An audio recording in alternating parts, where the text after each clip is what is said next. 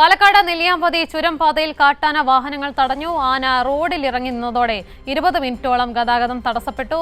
അയ്യപ്പ ക്ഷേത്രത്തിലും 14 മൈലിനും ഇടയിലുള്ള ഭാഗത്താണ് ആന ഇറങ്ങിയത്. വിവരങ്ങളുമായി പാലക്കാട് നിന്നും സന്തോഷ് സർലിംഗ് കൂടി ചേരുന്നുണ്ട്. സന്തോഷ്, എപ്പോഴായിരുന്നു ഇത്തരത്തിലൊരു സംഭവം നടക്കുന്നത്? മാത്രമല്ല, ആന സ്ഥിരമായി ഇറങ്ങുന്ന സ്ഥലമാണോ?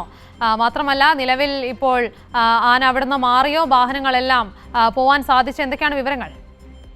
ഉമ, ഇന്ന് ഉച്ചയ്ക്കാണ് സംഭവം ഉണ്ടായത്. ഈ നെല്ലിയാമ്പതി വനമേഖലയിൽ കാട്ടാനകളുടെ ആക്രമണമൊക്കെ ഇടയ്ക്ക് സംഭവിക്കുന്നതാണ്. പക്ഷെ ഇന്ന് ഉച്ചയോടുകൂടി ആന ഇങ്ങനെ റോഡിന് നടുക്കിൽ നിൽക്കുകയായിരുന്നു.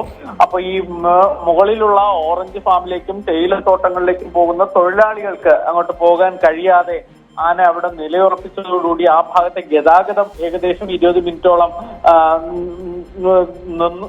നിലച്ചുപോയി. പക്ഷെ പിന്നീട് ആന തന്നെ സ്വയം അത് മടങ്ങിയാണ്.